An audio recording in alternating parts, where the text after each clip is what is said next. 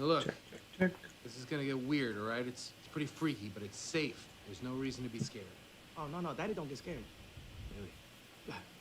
Good. Wanda, Yes, dear.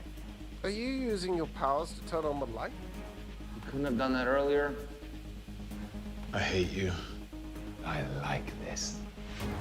Dormammu, I come to bargain. I have an army. We have a Hulk. I am a god, you foul creature, and I will not be bullied by that. We know each other. He's a friend from work. Baskin Robbins always finds out. I am Iron Man. I'm Groot. I am Steve Rogers. We're all standing up now. Bunch of jackasses standing in a circle.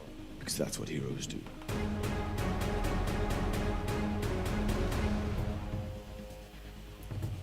Hello and welcome to Maximum Marvel Drive, a Who Watches podcast about the Marvel Cinematic Universe, specifically on Disney+. I'm Travis Fishburne. I'm Dustin Meadows. I'm Ryan DeVere. And this week we are going to be discussing Episode 9, the series finale. And wow, what a finale it was. It was very action-packed. I was very surprised, especially the second time watching, just how much was going on and how quickly. Dustin, what are your thoughts on the episode? Keeping it short before we get into it, I dug it. I know a lot of people said they were let down by it, but I think it's entirely because their theories didn't pay off, which we can get into way more detail once we get the discussion rolling. But on the whole, it kind of slipped into some of the typical Marvel third act stuff, but there was also a lot of really cool stuff, so I enjoyed it. Yeah. And Ryan, how about you? Yeah, I think it was a serviceable Marvel third act, right? I think it was it wasn't a disappointment. It wasn't offensive. I don't know that it was what everybody had started to kind of let their hopes get into.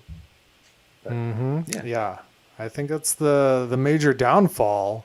The really only the complaints I'm aware of are people who are just complaining about the things they wanted to happen instead of what they were actually given, and I think that's just unfortunate, you know. Yeah, it's Last Jedi all over again. Yeah, that's it. No. Oh no, people weren't butthurt about Snoke. You know, if they want to pull Last Jedi in the next movie with Wanda, if let's say she's really torn up about the loss of her kids and she's finding some way of not coping with that, and the whole movie's about that, and she has to do the exact same thing she did in the previous what we saw her in, that'd be pulling a Last Jedi. That would be, yeah. But overall, I do really enjoy Last Jedi, but that is a complaint with some of the characters in there. So, but overall, we all enjoyed this episode of WandaVision. Yes. Oh yeah. Yeah, very much so. It was a very emotionally charged, and while we got answers to pretty much everything that was left hanging and everything that you were kind of theorizing about. I know there are some things like dangling, like there are specifics about questions like who and what, like, but you don't really need those, but you did get surface level answers, and they did address the things that you're probably hoping they would. Yeah, I guess I would. My expectation for this new kind of wave of Marvel, the Marvel that's going to be coming out through Disney Plus, is that we're going to have some sort of meta narrative of these series as much as they can. That's going to probably have some crossover here and there, and so we might have. And we've talked about it before, though. WandaVision was not supposed to come out first, so when Winter Soldier or Falcon and Winter Soldier comes out, then we'll start to probably get some of those holes filled in, would be my hope.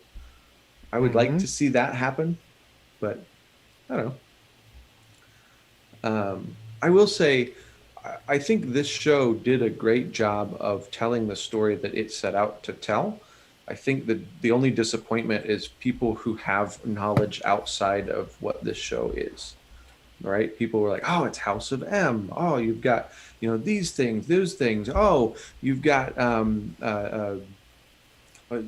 Quicksilver in here. That must mean something. It's gotta. They're pulling from alternate." And really, it was just these. It was just an Easter egg, right? It was just telling the closed story that I was already trying to tell. And for that, I think they wrapped everything up great. Yes, a lot. Yeah. Which I'm fine. I know I mentioned on the last episode or two that I just take a sick joy in fan theories not panning out at this point, because I love the things that are made for fandoms, but also I think I just hate fandoms now. Yeah. Wow. It's an interesting predicament to be in. Yeah.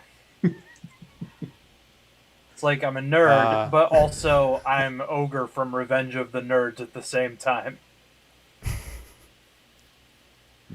We really haven't culturally come up with a name for that yet, right? Like the enjoyment of the fandom being let down, because I feel that way about several different fandoms. Yeah, it's like I like the product, but not the people who follow it. Yeah. What's the clerk's quote? "I'd love this job if it weren't for the customers." Something like that. Basically. Exactly. Oh, so yeah, this is a big, packed episode. So we'll get into it.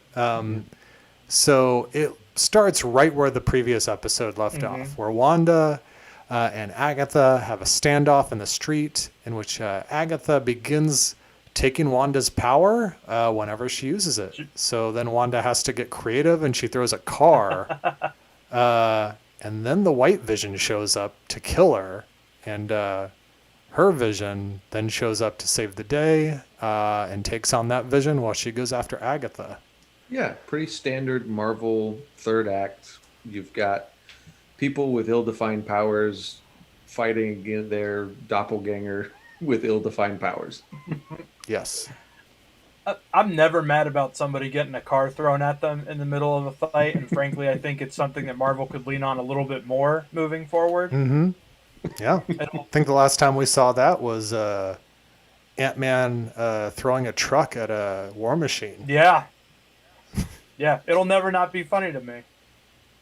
That happens a couple times in Civil War, doesn't it? Yeah, I think so. I think Hawkeye brings down a truck on Iron Man. Mm-hmm. Yeah. But in Spider-Man 2, Doc Ock throws a car at Peter. An entire cafe. Yeah. Yeah, it's always. I feel like I have a good sense of weight and scale for what a car does, and when I see somebody getting hit by one, I go, "Oh, that hurts." I will say, Doc Ock is the one time that maybe it was an overreaction. Because he was going there to tell Peter Parker to find Spider-Man. He could have just walked in and grabbed him. What if Peter Parker hadn't done a gymnastic, gravity-defying dive? Then you just killed your informant. Way to go, Doc Ock. Not very smart. This guy's a doctor. That's very true. But I digress. Yeah. If we start going down the plot holes in Spider-Man films, we're going to be here all night. So then we get the Wizard of Oz. Then we get the Wizard of Oz moment where the boots are under the house. That was a greg. Yeah, so I tried to make any other connections that we could. I appreciated it. Yeah.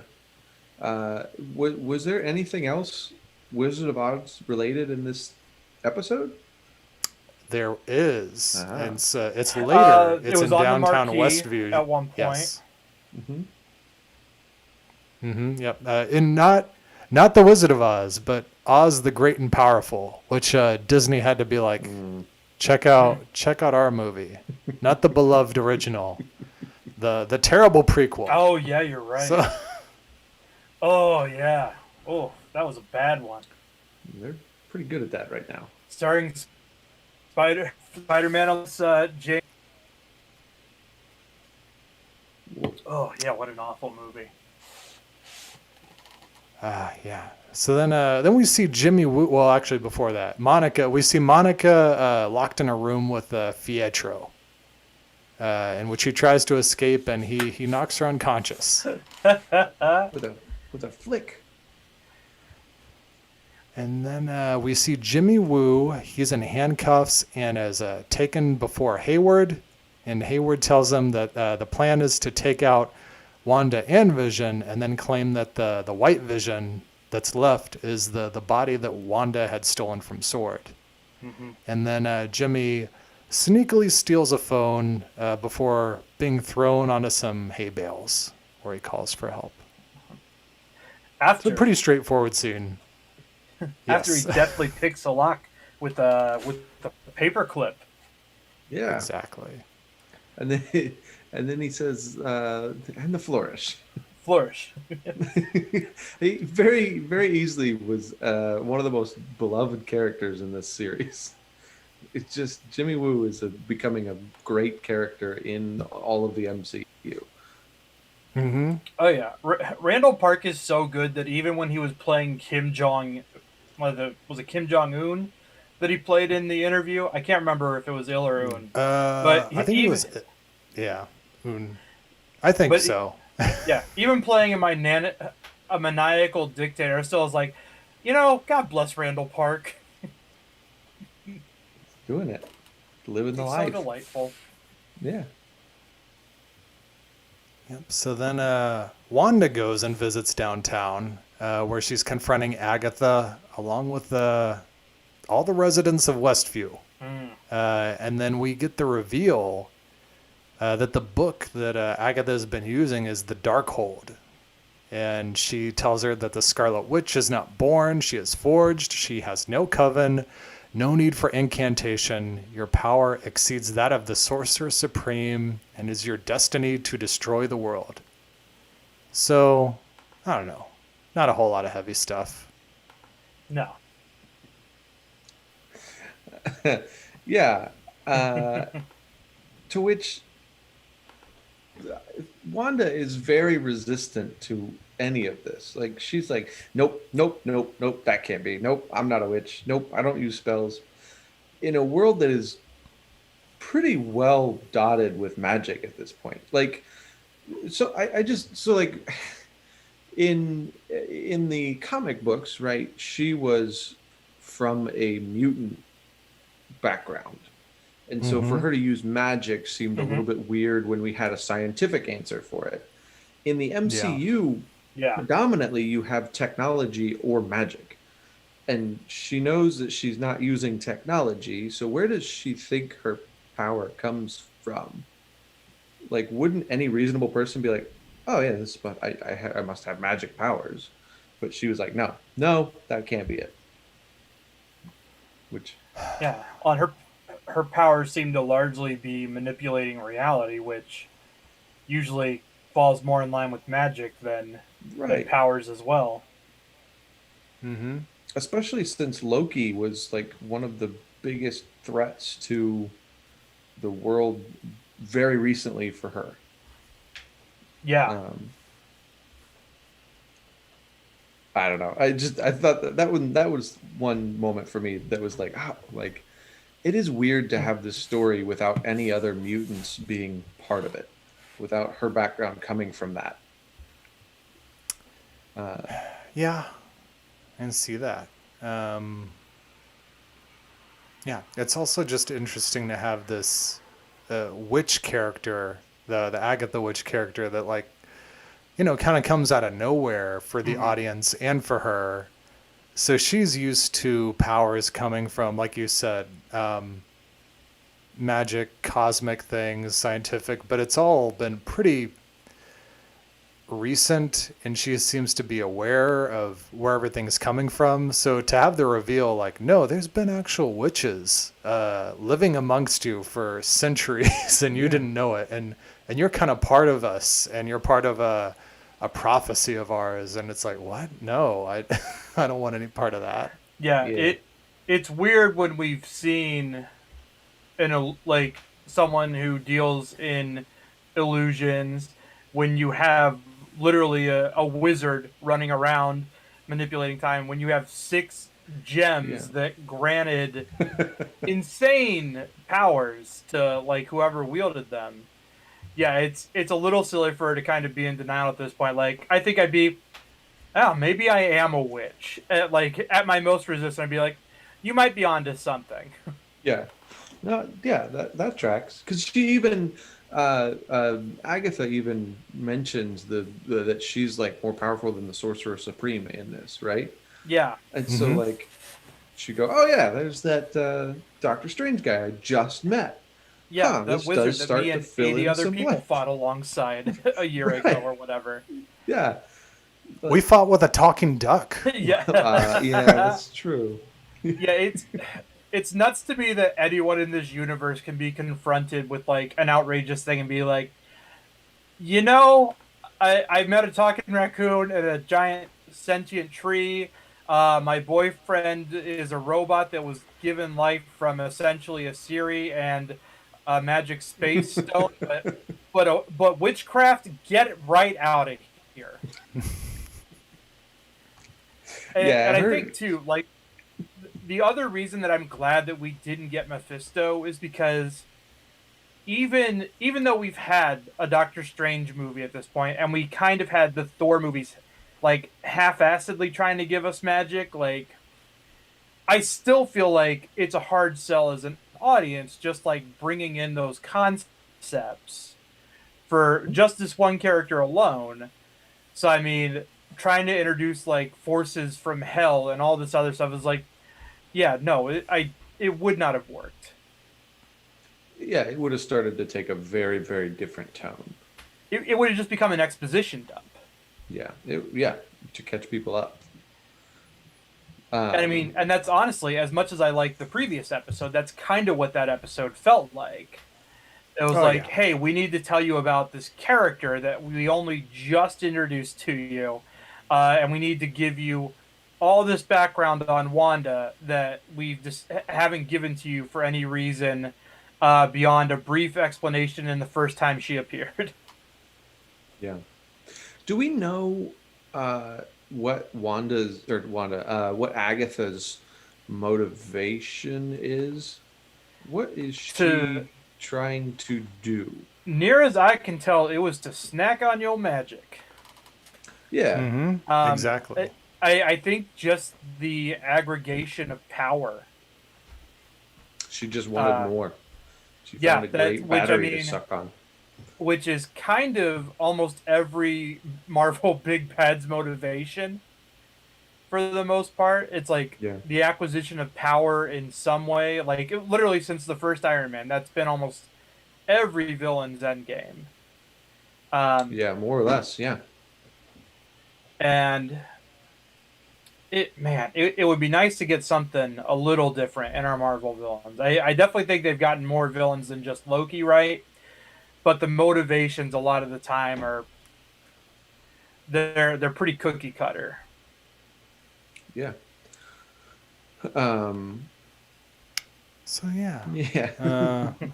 Moving forward, we got bogged down on that one spot because I was really chewing on that, going, this means something to the MCU to give a name to magic, to call her the Scarlet Witch, but then she doesn't even really get to chew on it very long because then Agatha starts waking people up. Yeah. So they're your meat puppets. I just cut the strings. Yeah. Which there's been so much in this series that has brought Age of Ultron to light in different ways. And when she said that, I'm like, oh, it immediately made me think of, Ultron's quote that, I'm a puppet without the strings. Same. So, yeah, then we get back to Monica with Pietro, and where she discovers that his real name is Ralph Boner, and he's being controlled via his necklace, which he removes. Do you think Pete Evans got to pick the name? He was like, one caveat, I'll do it if I get to pick. Ralph Boner.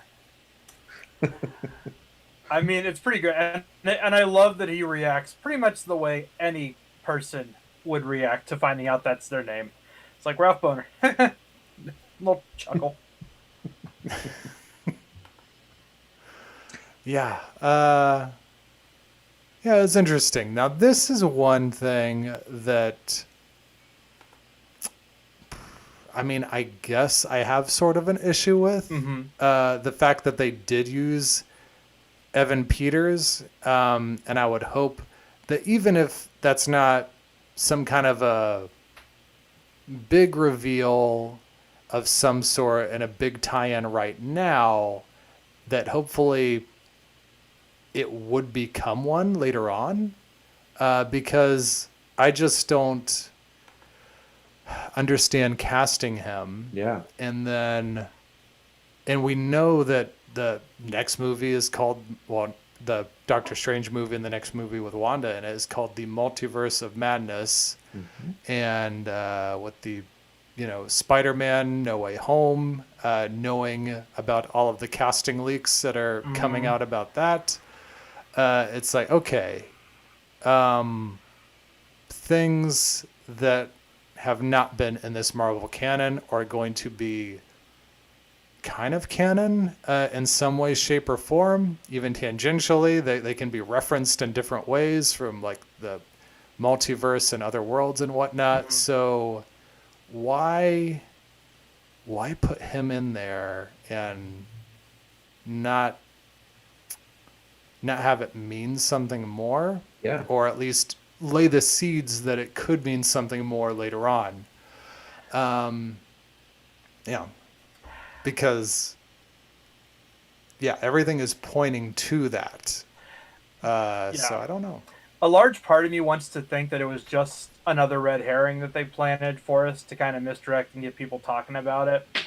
The only problem I have separating that at all is we know that he's been under Agatha's control the whole time, but we've also seen him display Quicksilver's powers, which we don't know if that's a natural thing or if that's a result of Agatha's manipulation of him.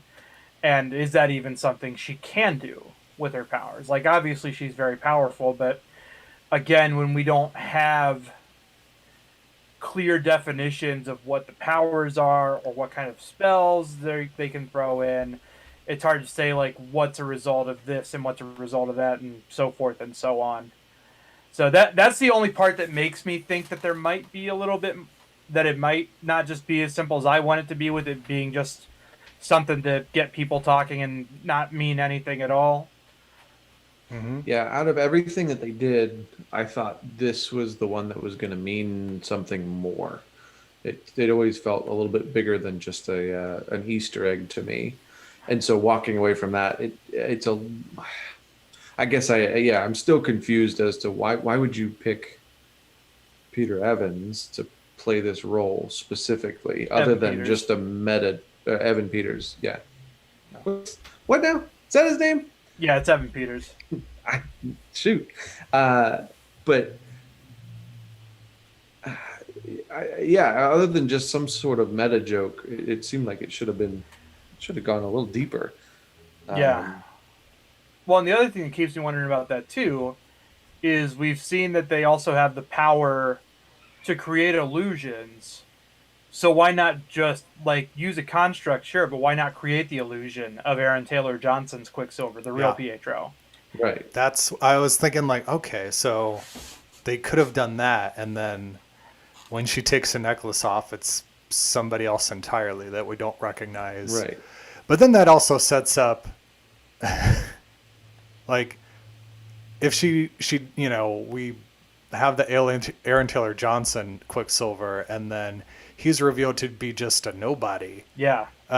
It's a weird reveal to be like, oh, there's like, because then even that, the way it's constructed is people would grab onto that and be like, who is this guy? This guy must be somebody. Like, it's a weird reveal to have somebody be nobody as opposed to somebody being something of significance. Yeah.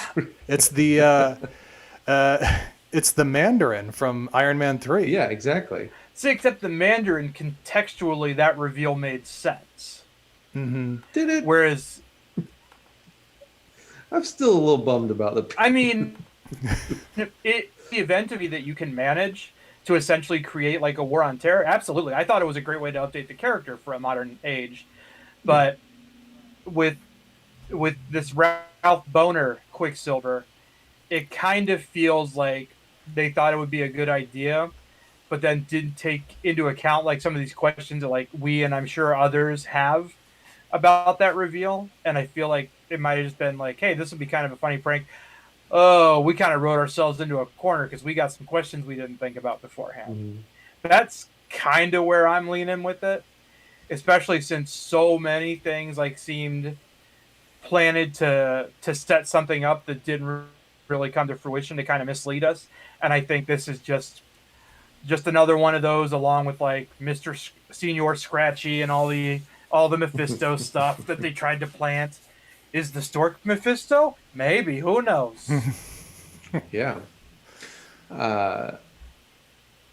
Another thing that we never really circled, like another red herring of sorts, was like early on, Vision is shown with super speed, and everybody was like, "Oh, that means something. That's gonna come back as something." And once again, it never came up again. He used it that one episode, and that was it, wasn't it? Yeah. Yeah. I think that was entirely, again, just a result of we've never been given a clear definition of what his powers are either. Right. Like, we know he can fly. We know he can go tangible and intangible. He's made of vibranium. He can shoot a brain laser. All these other things. The mind beam. Yeah, sure, super speed. Why not? Yeah. It's harder to work a mind beam into an episode about giving birth. Yeah. Well, they worked it in this one, though, so we still got it. Yeah.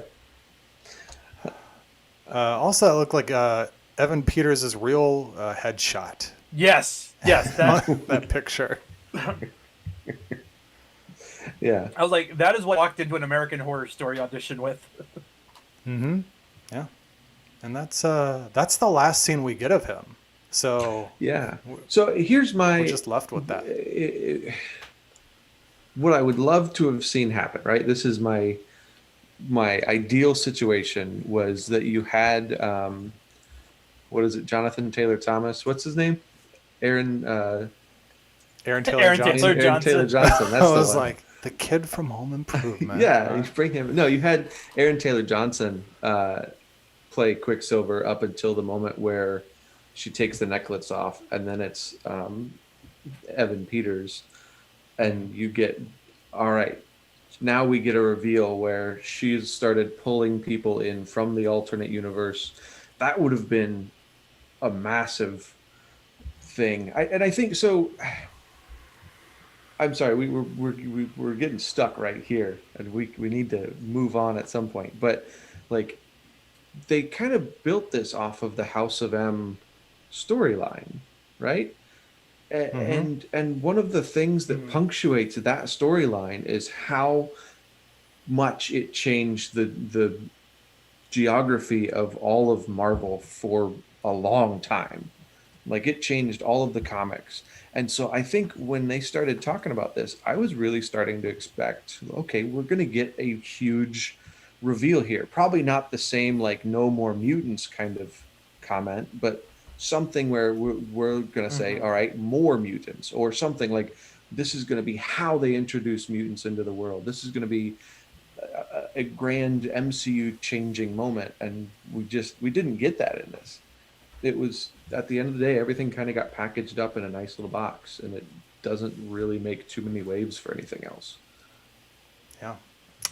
It is interesting because it's a double reveal of somebody being nobody. It's a reveal that Quicksilver Pietro is nobody, and Ralph, that everybody was theorizing for weeks, is nobody too. Quicksilver has died 3 times now. We get the true. end of. Oh no! Evan Do you think Peters. in Doctor Strange in the Multiverse of Madness? Do you think in Doctor Strange we're gonna find out that Ralph Boner is Emperor Palpatine's grandson? Could be. Just She's saying. Boner. Ray was set up as nobody too. It's just it's true. So we go and we get Tommy and Billy. They see Vision flying and fighting outside the window, and then Billy gets flashes of Wanda in town. Tells Tommy that they have to go. So then we go and we see that the residents of Westview are confronting Wanda and tell her about just the hell they're experiencing because of what she's done. And they plead with her to let them go. And after choking them for a brief moment, she decides she's going to do that. So she starts to open up the hex to let them out. Yeah, it's a pretty uncomfortable scene. Just in general, like, she really wants to believe that she isn't, what she's doing isn't that big of a deal, that she's bringing peace to their lives, that, like, that she's kind of encroaching maybe a little bit, but it's not that bad, right? And like, everybody's like, no, this is horrifying. This is a horrifying, crippling experience. Please, can we just get out of here? Yeah, because Dottie comes up to her and she's immediately like, my daughter, she's 8 years old. She could be a friend of your boys if you want that plot line. If not, like, we can make something else work. She's just like doing anything so she can just see her daughter. Yeah. This is one of those like quiet, well, not really a quiet dread, but one of those definitely like unsettling scenes that this show has done so well over the course of the time. And I think the uncomfortable tension of this scene makes up for a lot of the things that I have gripes with in this episode. Because those are things that we were going to get no matter what, but moments like this are kind of what make the show stand apart from all the other Marvel stuff that we've gotten. Yeah. Yeah. And this is when we start to see the whole town and everything starts flashing and phasing in and out of certain eras. Mm-hmm. So that's when on the marquee we see the Oz the Great and Powerful, Big Red, Kidnapped, Put the Fun in Dysfunction, and Tannhauser Gate, which is a very interesting one. That's a reference to Blade Runner. Mm-hmm. When Roy is doing his Tears in the Rain speech and he talks about Tannhauser Gate. And that's a scene about a sentient man coming to terms with the end of his life. So yeah, it took me a second to make the connection. Like, my brain went to, I was like, okay, yeah, that's from Blade Runner, but oh no, Vision's the replicant. Yeah. In multiple senses in this episode. Mm-hmm. Yes. And so when this started happening, I thought what we were going to get was the fight with Agatha and Wanda to start skipping through different TV tropes. That we were going to get all kinds of old school horror. We were going to get chase scenes and like. That's what I was really, really hoping for. This is the motifs that we've been using coming full circle. We get, I was a little bit sad that it ends in kind of a big CG fight. I thought we were going to carry this all the way through. They had such a great entry point right here where we're skipping through everything that we've gone through. Let's live it all out. Let's play it out. Let's do a zombie part where she's trying to get away from the townsfolk, like she's still broken, right? She's still causing this. Mm-hmm. Let's let her feel it. Yeah, I will say as much as I'm let down that her and Agatha's fight went the route that most Marvel final battles do. Um, Again, I'm willing to give it a pass because the Vision versus Vision confrontation is so good. Great. Oh man, it was great.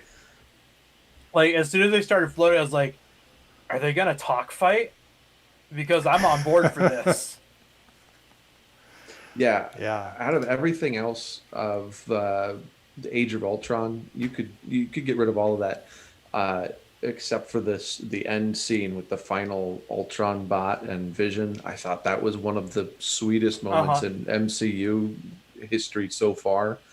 And so we got another one of those moments, and I'm pretty thrilled about that. Yeah. Before we get to that, Hayward's team sees the hex opening and they make their way inside. And then Vision's knocked out of the sky in front of Wanda, and then the boys show up, and the two of them, along with Vision, they begin to pixelate and disappear as Wanda's removing the hex, and she realizes this, and then puts it back up. And then Hayward's team arrives, and then they have the Incredibles moment. Yeah, it was an Incredibles. I don't know that this quite felt earned. I'm gonna be honest, a little bit. Like, they've not fought as a family yet. We've not even really seen the boys do much of anything other than mess around with their powers, and then they all strike a hero pose, and we do a pan in. I don't know. There's another one I gave a pass because I was like, those boys are going to be dead before the end of the episode. Let them have it. Let them have it, Dustin. And that's fair. Yeah. Let him have it before Hayward gets out of his truck and just begins shooting at them. At children, yeah. Does he know who these kids are? I mean, presumably for monitoring the broadcast. Yes, he should. But at the same time, like, how is nobody else in Sword questioning a grown man shooting at unarmed children for no reason other than he's grouchy? Yeah. Hayward turned mustache twirling evil really fast. He was a fairly nuanced villain at first to now he's just shooting at children. Yeah, I mean, he's another character that people had theories on because they kept it a little nebulous going up into here that Hayward might be a better guy. There might be more to him than we know, and there's going to be a reveal with Hayward. But no, they're like in this episode, they're like, okay, if there's any theories like that, we need to put them into the ground right now. Yep.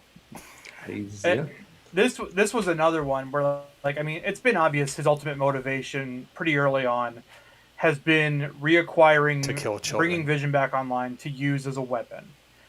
Which, again, like, just comes back to that almost every Marvel villain, MCU villain trope of seeking power or seeking weapons. And it's like, as clumsy as the last couple X-Men movies were, I miss the motivation of the villains, like, wanting to just be racist and eradicate, like, a race of humans. Like that's at least something different than, I want this magic staff with the space rock in it. Or I want all of Tony Stark's smart missiles or whatever else. Yeah. Yeah, when's the last time we had Zemo is the only Zemo was at least villain. revenge. Right, he didn't care. Even at the end, he was given the chance to have power and chose not to because it wasn't the point of what he was doing. Yeah. Granted, his plan was overcomplicated and made zero sense, much like Joker's in The Dark Knight, but... Pretty dang lucky. Yeah. It's like, all right, if all these things play out exactly, like, that's a whole thing. But again, at least it was a different character motivation. Yeah. Which was nice. And, like, I mean... I will say, Killmonger in Black Panther was less about power and more about restorative justice, even though the means were questionable. Yeah. And even Thanos, I was gonna say Thanos. Like, Thanos, it's not power so much as this idea of balance, even though it boils down to essentially just genocide. Yeah. But like getting the Infinity Stones for him, it's a means to an end. It's not the end goal. Right. But that made him three-dimensional. It made him feel deeper, and it gave you like there's reason to be on Thanos' side. You go, oh, okay, you've got for sure. And he, just like Killmonger and Zemo, are among the only villains who've been remotely sympathetic at any point. Like Thanos is a monster, but when he kills Gamora, you feel a little bit sad about. Definitely sad that Gamora is dead, but certainly that he's killed his own daughter and feels bad about it, which he absolutely should, because it's a terrible thing to do. It is. But you also, I mean, consistently from then on, you get scenes of him being haunted by it. Exactly. So, yeah, it's just like, it feels like it's the exception and not the rule with MCU villains. Mm-hmm. So it's kind of a bummer that essentially Agatha and Hayward's motivations are the same, just with different characters. Yeah. Yeah. Yeah, that's pretty much it. Yeah. I am excited with the Falcon and Winter Soldier. We're getting more of Baron Zemo. Yes, I am very, very happy about that, because I didn't realize until I was reading the wiki about it that Daniel Bruhl played that character. Yeah. I was like, good for him, because got into my head. I couldn't tell you anything beyond Civil War and Inglourious Bastards that he's been in, but I've loved him in both. Yeah, he's great. It's true. Oh, he's gonna wear the mask and everything. Oh, perfect. That's the other thing with the MCU. Like, don't do this DC thing where you feel like you got to give us grim, dark, gritty reality. Like, give me yellow-colored spandex on our superheroes. All right, we're playing with a talking raccoon. I think we're all willing to go along for the ride. Not everybody has to wear black leather from head to toe, unless there's a blade that comes in. Yeah, it's taken some time, but I think the world's ready for the costumes. Yeah, right? I mean, even with Photon in this. Yeah. Like, sure, like I said in a previous episode, it looks just like kind of character branded Under Armour that she's wearing, but it's at least like colorful and pops a little bit compared to the usual stuff we see. It's like, hey, what if Scarlet Witch just wore a red trench coat? It's like, you could give her a costume. She's a superhero. Yeah. Where are we in the episode, Travis? Yeah. So Hayward shoots the boys, and then luckily Monica shows up to absorb the bullets. And then Darcy takes out Hayward with the funnel of love. Yes. Man, payoff for Darcy's character. She almost didn't make it back in the episode at all. Yeah. Yeah. I was wondering too. I was like, we left her an episode ago. Where's Darcy been? Mm-hmm. Yeah. Well, and then later in the post-credits scene, she's not there, and I think Jimmy said like paperwork or whatever is like for losers, or so they explain her off. There's in the credits, like Darcy has a double credited, and I've heard people theorize that maybe, you know, there was shooting going on during COVID times, and they might have had a hard time getting Kat Dennings in, and so that she might have been kind of written out of like a little bit of the last episode. Just out of necessity. Yeah. Yeah. I mean, like, I don't know what other conflicts she would have. She's not a particularly high demand actress right now. I mean, it could have even been as much as personal preference too. Yeah. Yeah. So. Yeah, I mean, COVID messed up Yeah. just scheduling across the board with stuff. Oh, sure. We're not getting Better Call Saul until next year because of all of the obligations of certain, you know, actors with other things. So like the time for us to shoot that show, we can't do it anymore. Yeah. So Yeah. Well, that's what happened with the Batman too. They had to push that back a year with the reshoots and that's everything. right. Yeah. Yeah. So, Ryan, all right, I know, Ryan, you're kind of the resident comic book guy for this stuff. What are Photon's actual powers?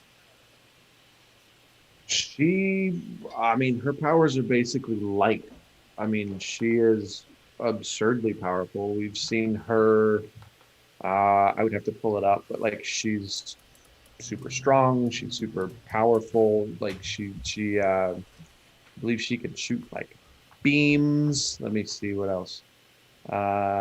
She's gone toe to toe with Thanos, if I'm not mistaken. Okay. Like, she's crazy powerful. Oh, I don't doubt it. I'm curious because I'm not super familiar with the character outside of this show, and what we see demonstrated. It's like any other time they bring a new character in, where it's kind of like this grab bag of things with not a lot of correlation. Because like, especially like when she literally, like, the bullet passes through her and she like stops it. I was wondering if like one of her powers was absorbing kinetic energy, kind of the way the Bishop does. In a way, she's kind of a Deus Ex Machina, and she's not even, to my knowledge, she's never been an extremely popular character either. She's just kind of there. Mm-hmm. So she kind of has, like, she can phase through stuff. Her, whatever the writer of the story decides light can do, she can do that. Gotcha. Okay. She can have predator camouflage. Bending light around her. Yeah, I mean, there you go. You've got light. Something in the woods out there waiting for us. And it's Monica Rambeau. She's the more impressive light-based, light-powered character in Marvel, not Dazzler. Yeah, that's it. No Dazzler for us. Which, honestly, so she's got... Go ahead. She's got appearance alteration, flight, superhuman speed, intangibility, invisibility, energy duplication, whatever that is, energy absorption, energy blasts, hypercosmic awareness, which is, she pays attention good. She's real good at paying attention. Situational awareness. Yeah. I'm excited to explore her character more. I think she will get a chance to shine here in a lot of ways, like how Iron Man should get to shine. Iron Man, was always, he was part of the Avengers and stuff, but he was never like the AAA.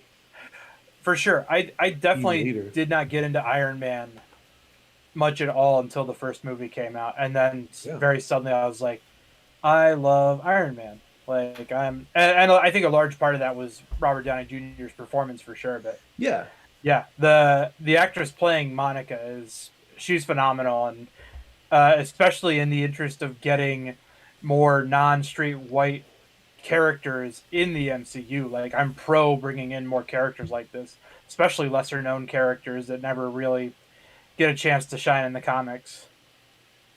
Yeah, and she has a history in the timeline of the MCU now. Absolutely. She's got investment, and I also like that she may or may not have some beef with Captain Marvel, which would be good for Captain Marvel to have any sort of dimension to her character. Yeah. I'm really pumped to see her in this. I'm glad that she worked so well. A lot of times we see new characters get introduced to, like Ant-Man and Wasp, right? You get a new character brought in, and they don't get a whole lot to do. They're just kind of there. And Monica got to do stuff. She got to be a driving force in the plot of this. Yeah,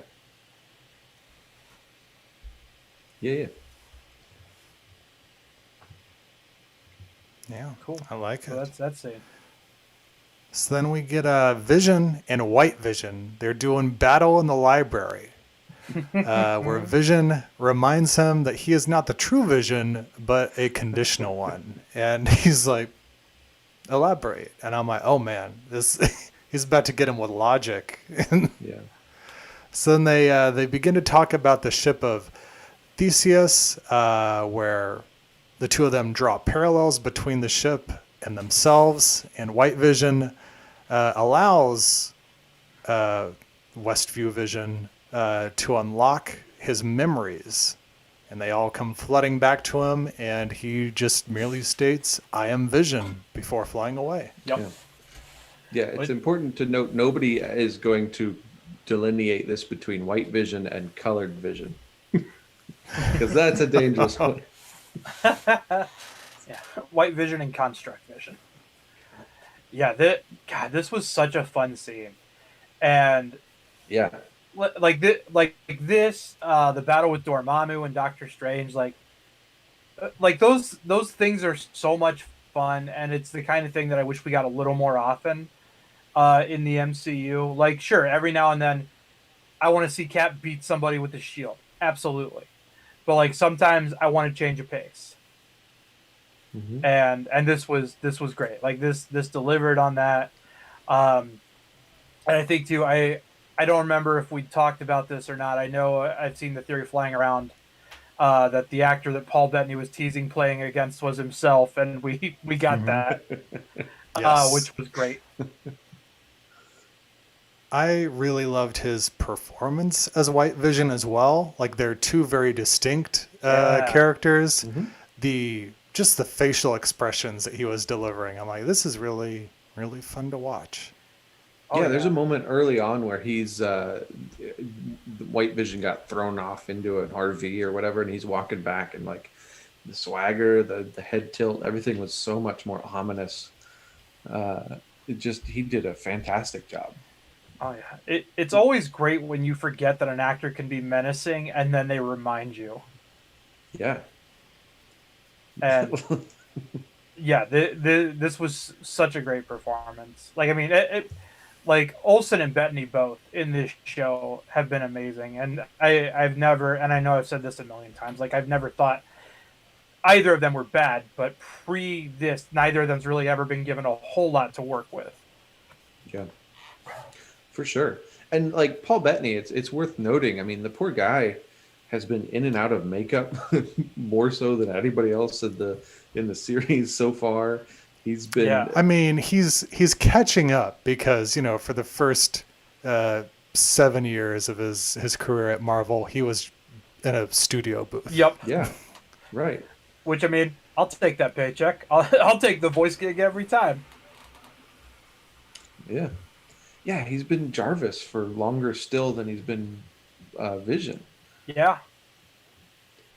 But yeah, I think he's brought this character to life in a great way. And then now we've got two of them. We have this great Theseus conversation. And then it just kind of ends with the White Vision flying off. We don't get a resolution to that storyline, do we? No, we don't. And I mean, I'm sure that that's just one of the many things they're teasing that's going to pay off in the future at some point. Yeah. Yeah. Him along with Adam Warlock, they're going to get together. Yeah. We finally get Adam be Warlock cool. in Guardians 4. I think Guardians 3 is going to have Adam Warlock in Okay. it. Really? Because James Gunn has expressed he's a big fan of that character. So Nice. Bring it. And then WandaVision. Wait, I skipped a scene here. That is the show. Okay. Wanda comes up behind Agatha, and then she pulls her Age of Ultron trick on her, where she's transported into a vision in Agatha's mind of Salem, Massachusetts, and quickly turns against Wanda when the Coven all surround her and call her the Scarlet Witch. And then Agatha pleads with her to give her the power, and Wanda pushes her out of the dream, and they do battle in the sky, Marvel style, where Wanda throws magic at Agatha while occasionally missing and hitting the barriers of the Hex. And then Agatha attempts to attack Wanda and discovers that she cannot, and that Wanda has been casting runes during the battle. And she transforms into the Scarlet Witch and takes all of Agatha's powers and leaves her with the role she decided she wanted as the nosy neighbor. Wanda snacked on yo magic. Yeah. Which that was a good. It was a serviceable fight, right? It was clever in how they had established it. I thought it did a good job of taking care of a situation where the hero can't directly fight, but she had to misdirect, and I thought it worked fine. You know? Oh yeah, and I'm a big fan of a character retaining something and then having that pay off in a big way. I mean, that's screenwriting 101, but that's why you do that stuff. But like, because I kept wondering too, I was like, I feel like the runes have to pay off at some point. Like that, like there was a reason that we saw that, and then as soon as she went to use her magic, I was like, oh, she's in a bigger basement. Okay. Big box. It helped that they threw in the that scene in the previously on WandaVision. Yeah. Which is, it's both awesome and at the same time, it's like, hey, we're going to pay this off this episode. Yes. Yep. It's like when you would watch Game of Thrones and they would show you a character from like season 2 and you're in season 5 and you're like, Benjen, we're going to see them. To? Okay. Yeah.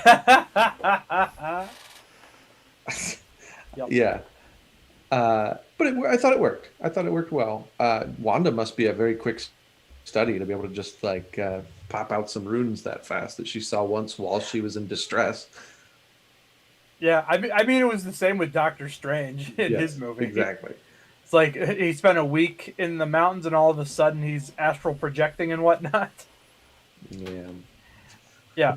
Also, one of my favorite things about this entire episode, with the exception of when like the uniform magically appears on her, she's in like sweats and a hoodie this whole episode. Yeah. Which, like, honestly, as much as I've said like I want to see colorful costumes, I would accept the scale going the opposite direction if it was this way. Like, show me characters fighting in jeggings. Gotcha. Like, like show I'm me on Vision board with in a tracksuit. Yeah, I'm on board. I also I love this too because with her dressed that way, I just got big Chronicle vibes during that entire final fight between her and Agatha when they're up in the sky. Yeah. Yeah. It felt grounded in a nice way, right? With her still being pretty normal. Yeah. And then, I mean, we've not talked about it yet this episode, but Catherine Hahn, just great performance. She phenomenal. looked like she was having a blast playing this character.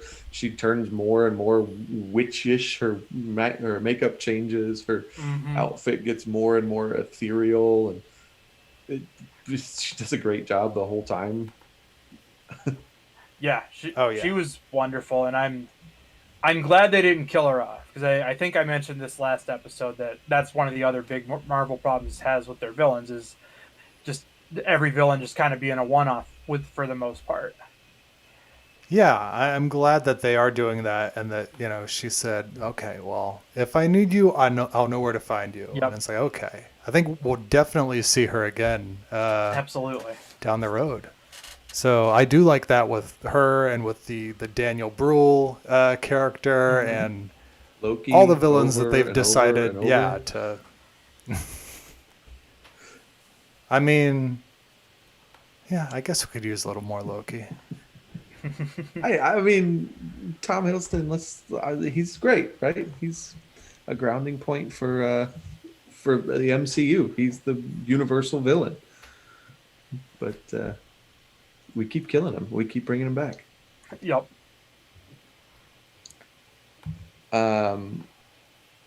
So we get the end of this fight is Wanda kind of just taking away Agatha's humanity. Which she calls her out on it. She's like, "You're cruel." Yeah. It's I mean, and I don't think you disagree with the character when she says that after you see what she's done to everybody else in the town. It's like, oh, she's just sending her to the sunken place for life. Yeah. Which we really don't get a huge answer as far as like what is Agatha's. As far as we know, Wanda has been behind the whole thing. She built the construct. She changed everybody's world. She imprisoned all these people. And Agatha just happened to kind of be there, wrong time, like right place at the right time, or wrong place at the wrong time, however you look at that. And so she didn't really do a lot to deserve this. I mean, I don't know. It's a little uncomfortable. I'm assuming Agatha was drawn there after Wanda built it. Because when we get the Yes, I Agatha think all that's- along reveal, she doesn't show up until after Westview has been created as it first appears to us in the show. Yeah, she says it in the okay. previous episode that all of that power is what drew her there. She's like, what's going on? Gotcha. Yeah, I missed that. But we don't really know that she's done some stuff to keep Wanda interested and whatnot, but we've not seen her do anything to any of the other townsfolk, has she? No, but she did try to kill Billy and Tommy. Sure. Yeah. So Yeah. yeah, typically killing children will shoot you pretty high to the top of the bad guy list. Kind of the point Just of no ask return. Hayward. Yeah. Yeah. But Catherine Hahn jumping right back into the nosy neighbor role again is like, oh, wow, like she hops characters very easily throughout the show. Yeah. So then the whole family, WandaVision and the boys, they go ahead and they head home as Wanda starts to let the hex shrink. And they tuck the boys into bed and say goodbye to them. And then Wanda and Vision go into the living room, and the two of them say goodbye to each other as the hex shrinks down and dissipates completely. I hate Marvel for making Again, me feel not a lot of feelings. heavy stuff going on here. Yeah. Nah, this if you would have ever told me that I would be crying over these two characters like 5 years ago, I would have said, no way. But yeah, that's it. Yeah. It's a very well done, very emotional moment between the two of them. And again, just another great testament to both of their abilities as actors. I'm very glad that the show had the good sense not to make us hear children cry as they were killed. Because as soon as they closed the door, I was like, am I going to hear those fake children die? Like, please. Like, I know this is a Disney show, but Disney's also the same people that killed Bambi's mom. So I would not put it past them to stick in the knife and twist it. Yeah. Yeah. Billy asks for a glass of water right as the field comes back through. Oh, no. Can I sleep in your bed tonight? Yeah. Oh, you won't need a bed where you're going. I had a bad dream in which I was being digitally dissipated. Oh, God, no. It's real.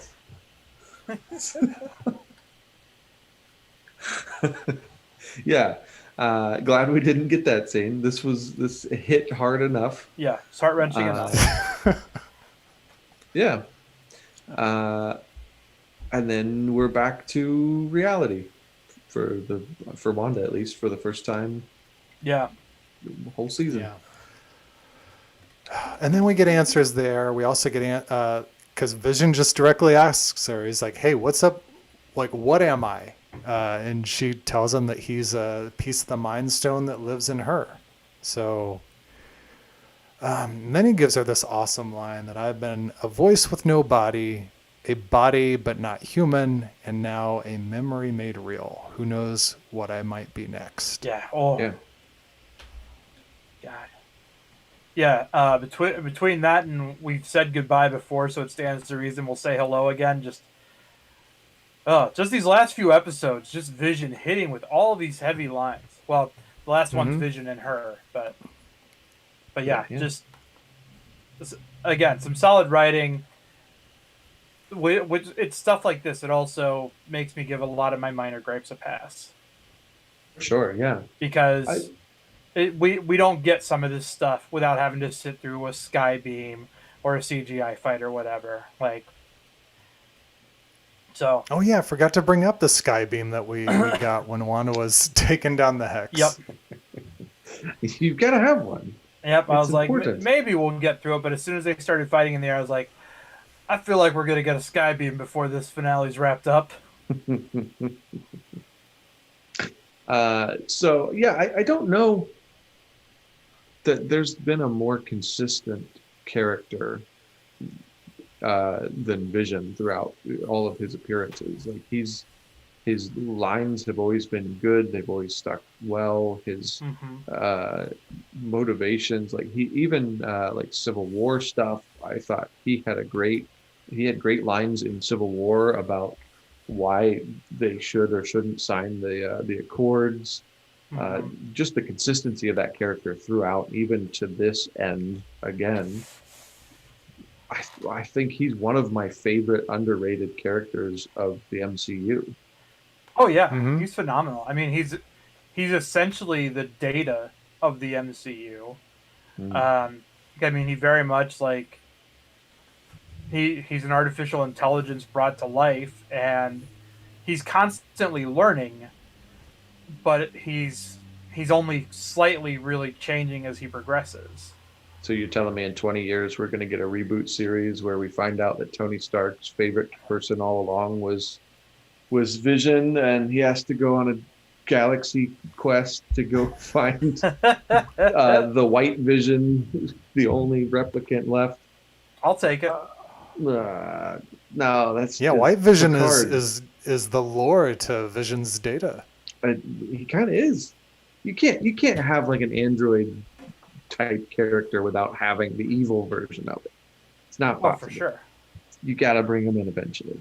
Yeah, resistance is futile.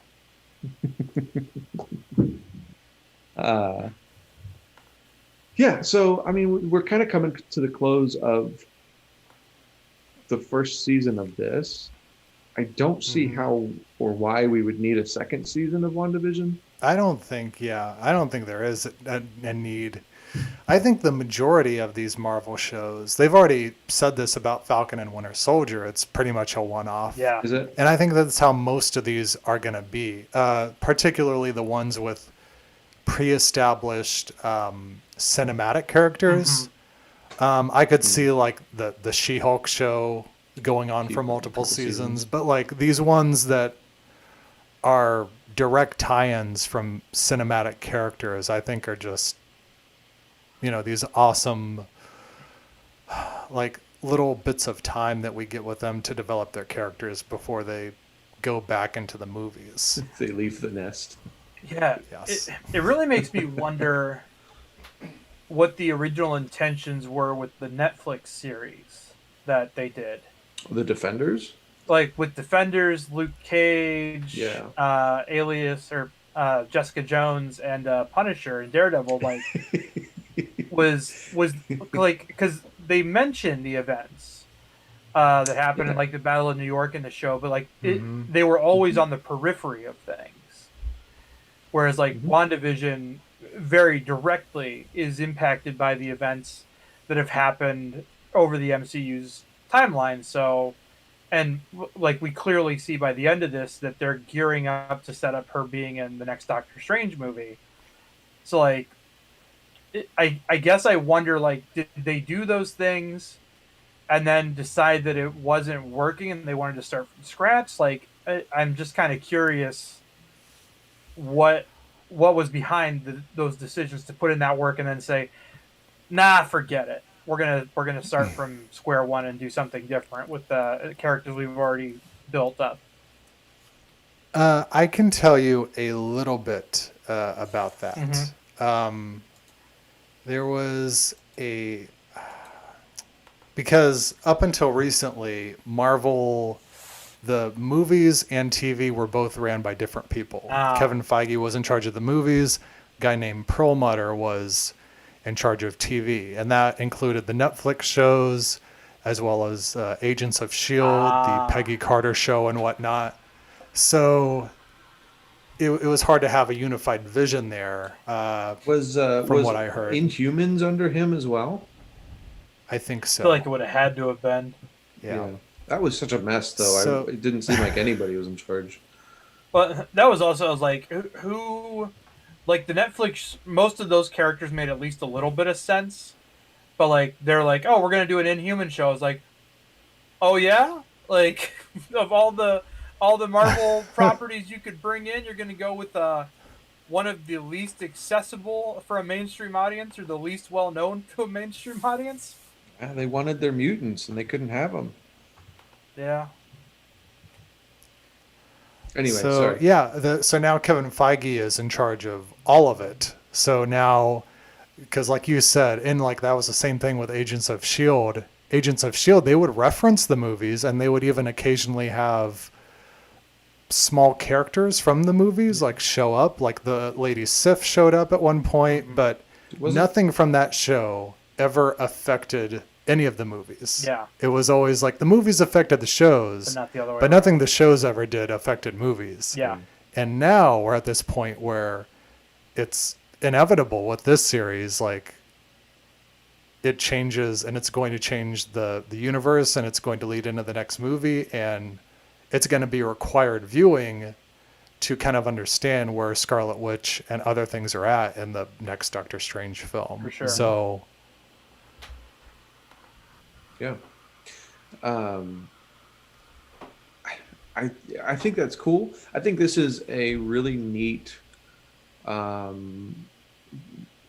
side effect of streaming being what it is, because you never would have seen this on traditional cable television, right? You can't put this kind of resources towards a TV show that runs for one season and ties into a bigger franchise.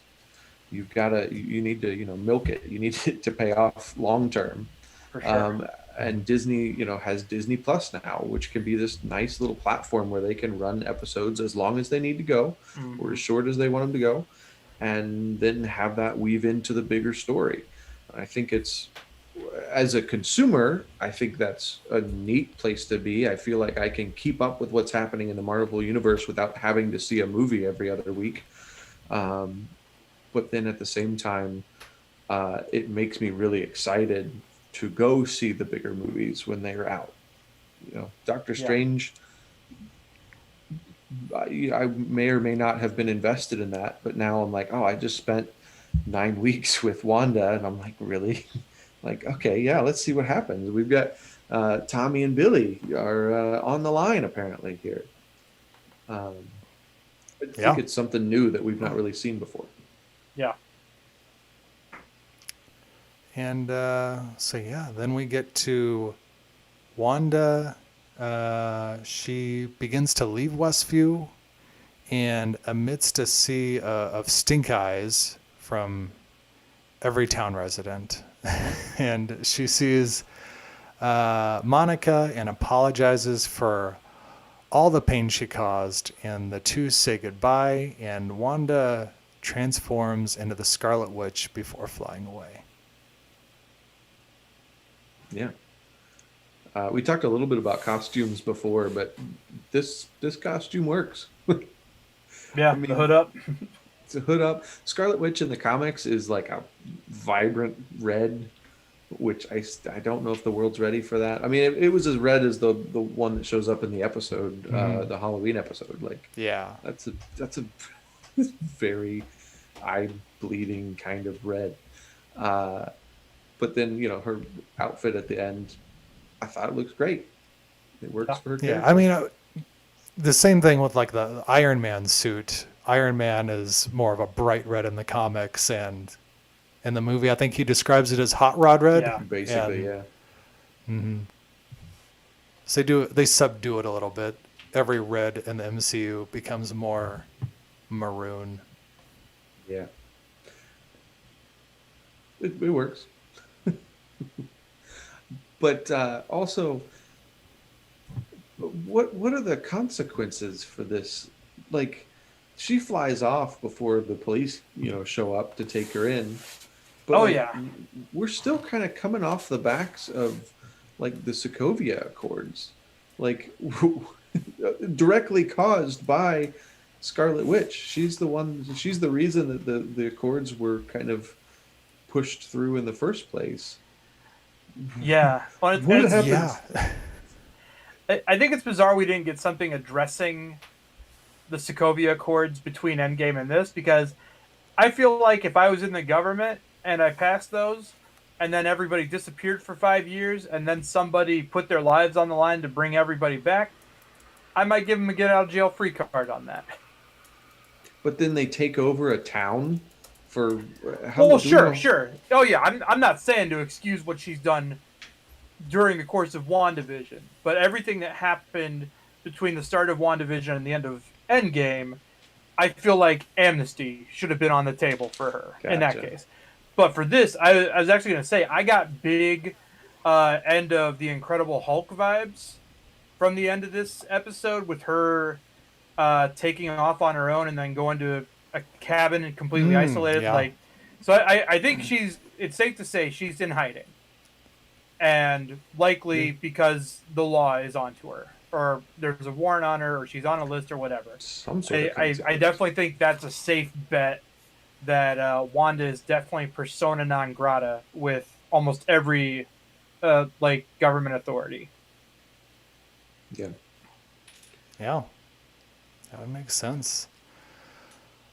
But it's like, what do you do with her? Like, all these people are staring at her and are just with utter hate in their eyes. And they have every right to do that. But at the same time, each and every one of them is whispering to the other, like, you should go and talk to her. And they're like, no, I am not. Yeah. No, but nobody has the balls to go up to her and confront her, because who would? Who would want to do that with her? Yeah, I would like to see this pay off a little more down the line, because this is the first time that we've really seen a civilian population. Well, I mean, we kind of got it a little bit in Civil War with like a couple of the people that, like the woman that confronts Iron Man at the presentation and everything, but like we've not really seen a large public backlash against superheroes. Yeah. It's always been an individual or like an agency intervening and like trying to set boundaries, or like accusing them of not being under any kind of regulations. I mean, we see this in the Marvel comic series Marvels, where there's like a huge public backlash against superheroes, which is largely because of the discovery of mutants among the population. But like, this is the first moment in the MCU that I feel like we've really seen anything even remotely resembling that, and I kind of dig it. Yeah. And we've also, I mean, they kind of established it earlier in the show. We've never seen Scarlet. Oh, Somebody's showing up. we've got. Hello. Hey, Alex. Hello. Oh, Hey, guys. Let me hold on. Everybody can hear you, but everything looks wonky. Yeah, I'm crashing the shit out of the live podcast right now. do it. Oh, sorry. It's Crashing the poop. yeah, crashing the poop. This is a Disney show. Sorry. I've been up since 5 o'clock in the morning. It's been a long day. No, you're all right, buddy. I And speak for all of us. So, Alex, we're kind of Okay. There we go. we're at the end of the episode. I don't know if you've been listening in, but we're at the end of the episode, kind of giving final thoughts, talking a little bit about whether there will be consequences or not for Wanda coming off of completely overtaking a village for however long the show runs. I love that it's a village. Yeah, those people are real mad. And I imagine that each one of those people is going to live their own like weird grief processing WandaVision experience themselves. There's like 300 spin-offs that she just created. Oh, that's fun. I'll watch a Herb show. Yeah. Like what about piano lessons with Herb, right? That's Herb? No, Herb is anyway. He was the hedge flipper's neighbor. Oh right, I'm thinking of Mustache. Mustache is piano. Mustache Bill. on his grandma's piano. Yeah. Yeah. So Alex just came off of watching I the show. just finished watching it like 5 minutes ago. So I've had no time to process anything aside from talking about it with Angela for like 5 minutes. So just react. Cool. Yeah, we get the raw reaction.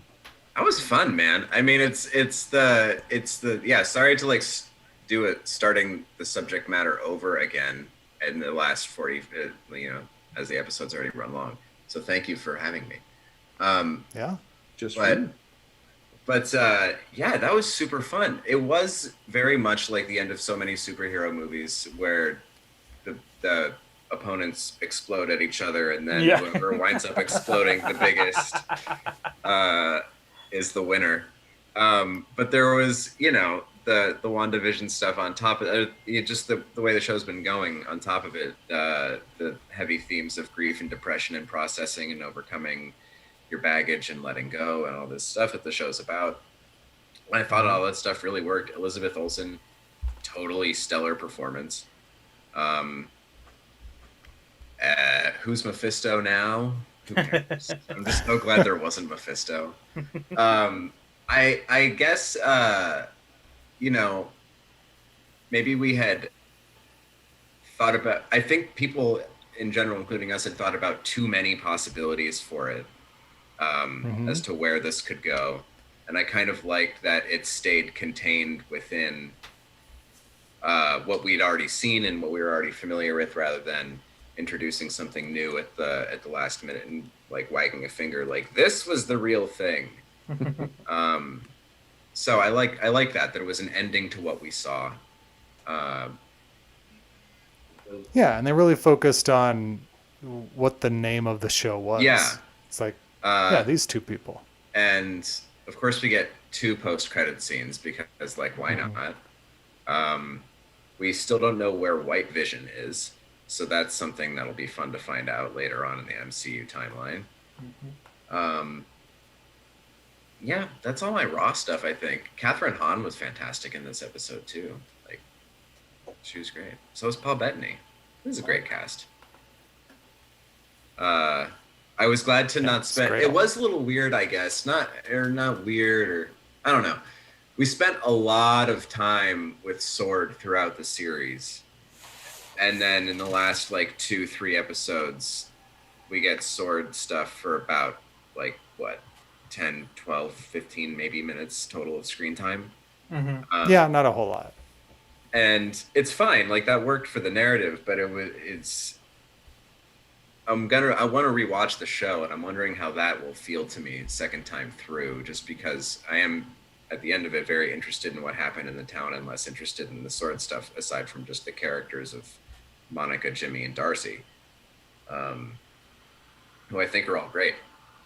But yeah, I guess that felt like a little uneven, but nice that Hayward got his comeuppance, and Agatha is, a tortured slave. So it's pretty good. Yeah. So we can talk about those post credits now. Those are the things we haven't gone on. Yeah. So we get the first one where Monica meets up with Jimmy in the cleanup at the Westview, and she is asked to go speak with someone in the theater. And then inside, the woman who relayed the message is revealed to be a Skrull. Yep. And says she was sent by an old friend of her mother's, and he wants to meet with her up there. Yep. Upstairs in the theater. Upstairs in the theater. Right. I was very curious as to why, of all the things in the show to nitpick, this is stupid, but why was the theater projecting anything? Why was the projector on? And seemingly showing a vintage popcorn advertisement. The projector hasn't been able to go back and turn it off, or the projectionist rather. That could be. Maybe the projector has just actually been running for what, I guess a week? Is that how long this took place over? A week and a half? Roughly-ish, I think, probably. Yeah. Hmm? It's one of the least conspicuous places to revere yourself as a scroll, is like right in front of a blinding light. No. What if the projectionist was Dottie's 8-year-old kid that's been trapped in their room? Oh my god. Oh. I love how not only did the show like doubled down on the darkness in that regard. It was just like, oh, now we know that the children are sad and tortured and alone. Yep. But yeah, so Oh my God. Photon's gonna the get therapy of these kids in like 10 to 20 years. What? Who did they grow up to be? Yeah, these are all going to be. This is a whole town of people that now have serious emotional trauma. Yep. Whereas just a little bit. Whereas probably before only some of them had severe emotional trauma. Now they all have to go to that superhero counseling group from the boys. There's got to be, yeah. There's still got to. I imagine there's still like some version of support groups post like the unsnapping. I forgot about the one in Endgame. Because there were like the support group. There's got to like be some remnant or version of that, or that whole town is a support group now. I know. I mean, could you imagine being a member of this town and the blip happened? You weren't one of the ones who were like, whisked away. You were the person who had to live those 5 years, and then you have to like go through this too. Yeah. I guess there would be the thing of like, yeah, right? Move to Uruguay. At least move to Eastview. There is something that now I'm just thinking about the reality of this town and the aftermath. Like, at least it's like a shared trauma. At least like no one is suffering alone. There's that. Yeah, there was that one lady whose husband was away on a business trip. Yeah. Yeah. So he might just. Oh yeah, I wonder if he called. Was she the missing person? Yeah, that's something we didn't get an answer for. And that was one that the theories ran wild on. Like, who could it possibly be that he's looking for? Right. What else went nowhere? There was something else that went nowhere, right? I felt Ralph like Boner. The commercials. The commercials. We don't get a huge payoff for those. They were just kind of part of the set. Yeah, they were just part of the. Yeah, they were part of the sitcom.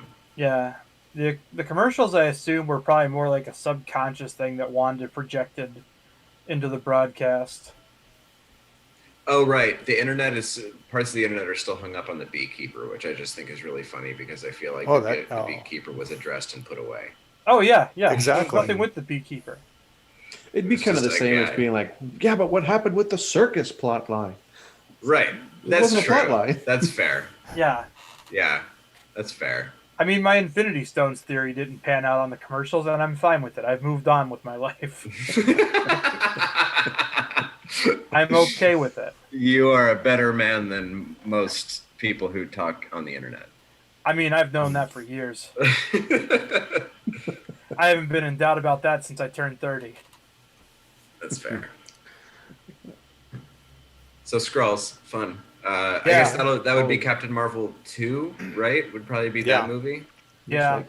Or unless they're setting up Secret War, which is also very likely. Oh man, then I'll have to Secret Invasion, whichever one it is. Yeah. Oh yeah. I think Secret Invasion. Yeah. Secret War is where like the Avengers are all whisked away somewhere to fight a secret war for their lives. That's pretty wild. Yeah, we don't have the roster for that right now. No. Yet. We'll get there.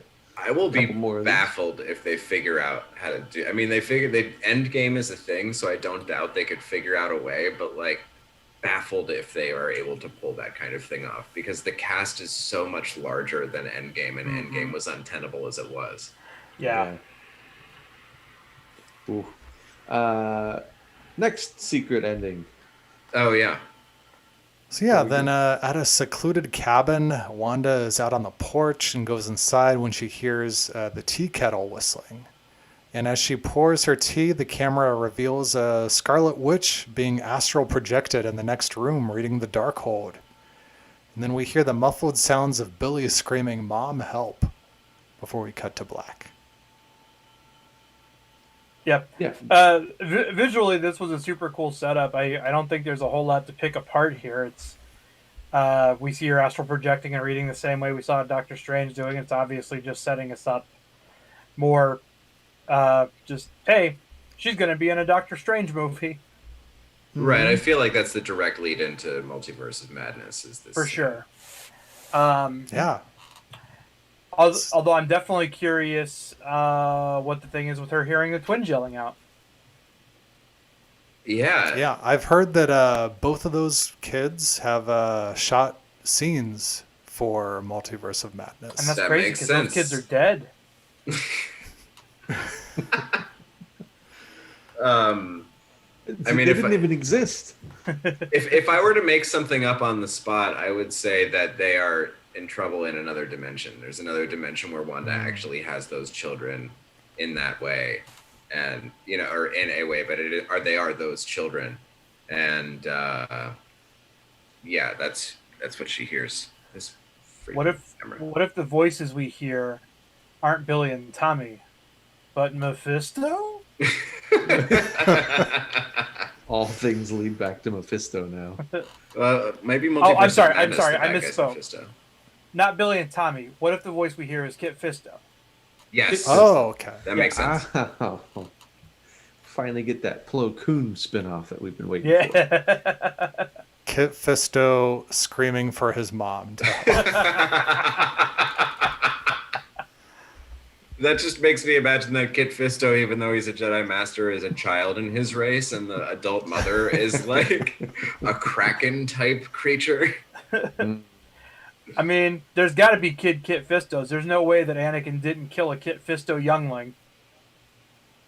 I kind of feel like that's true. Because there were alien kids. Yeah, I feel like we definitely saw baby Kit Fistos. I know that his race has a name, but like I do everything Star Wars, I prefer to call it babies, whatever it is. Baby That Yoda. is one of the few Star Wars races I actually don't know off the top of my head. So, Yeah, I don't know. Squid That's Face. No, he's That's a the different. Quarrens. He's a different kind of squid face than the squid faces, though. Oh, right. The Quarren is Squid Faces. Yeah. What about Squid Head? Sure. Because the Squid Face is all on the face. The Squid Head. It's got the That's tentacles true. in it. Semantics are He's real. he's just handsome predator. Yeah. Yeah. Um, Baby Kit Fisto. Kid. Natolan is the name of his race. So, Tolan? Natolan. Not Tolan. That is good Yeah. to know. Still calling him Baby Kit Fisto. Or Kid Fisto. Or Kid Fisto. Kid Fisto. That's a pretty good one. So yeah, we got all that. People are hoping that Multiverse of Madness might open on this location, so we get Sam Raimi directing somebody in a secluded cabin with an ancient evil book.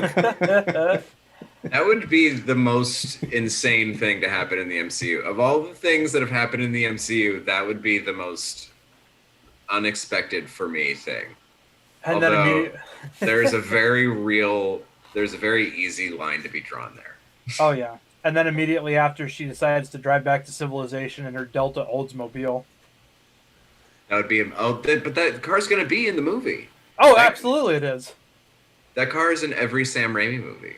Yeah. That's right. That's what I'm genuinely most excited for, is to see how they work the car in. Although it's funny because that car at this point is like Theseus's ship. Yeah. There's not a single original part in that car. It's been restored as it's been destroyed every That's where time. White Vision will be. Just riding shotgun. White Vision is a transformer now, and he is the old.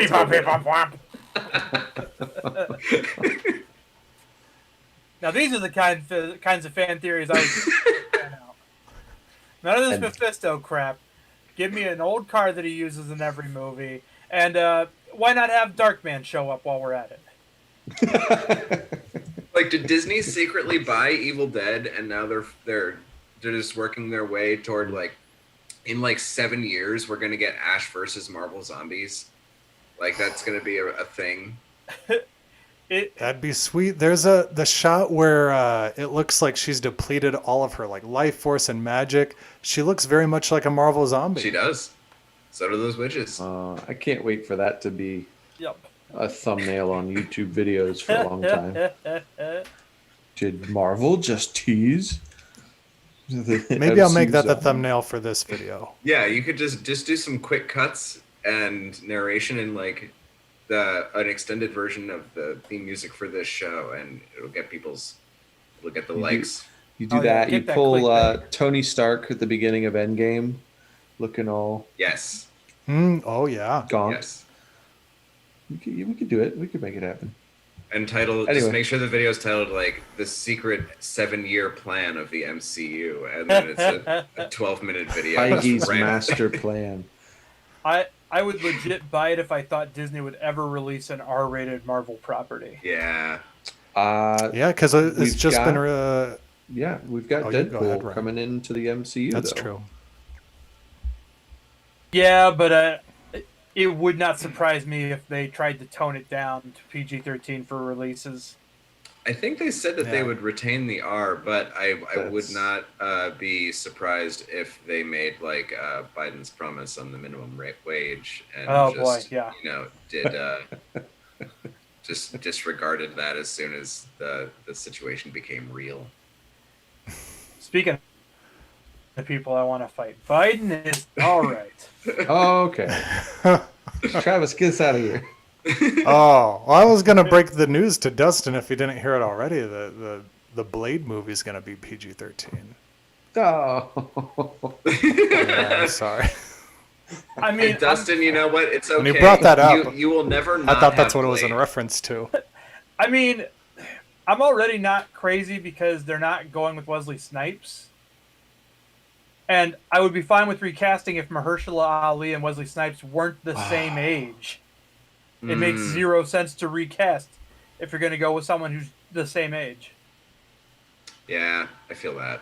Also, Wesley Snipes looks the same as he did in Demolition Man, save for maybe the hardness of the years he did. Right. There is the fact, though, that just, like, he is a difficult person to work with, and they might just not want to deal with that, especially with, you know, how much they have to control the MCU. They have to, like, you know... It's like it's a machine. If you can't play inside the machine, I get that to a point, but I don't think he was the only one at fault during the production of Blade Trinity as far as all the stuff that happened. But he was signing notes as Blade. I mean, if the director edged me out of the movie where I was playing the title character, I would probably do the same thing. It's his fault for allowing David S. Goyer to direct that movie too. I mean, David S. Goyer is a terrible filmmaker. So you're not wrong.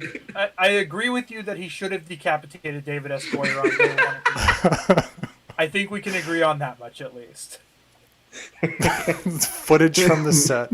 Wesley Snipes using the prop sword to try to decapitate David S. Goyer. Wesley Snipes would have brought his own. The dude's got like 3 black belts. There's no way he doesn't own a real sword. That's very true. So that's WandaVision, everybody.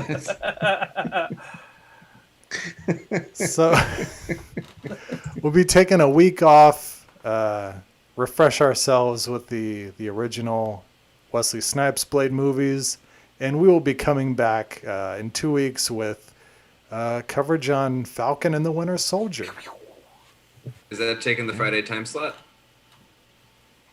Yes, it is. I think every single Disney Plus series drops on Fridays. They don't have any other times that they drop stuff on.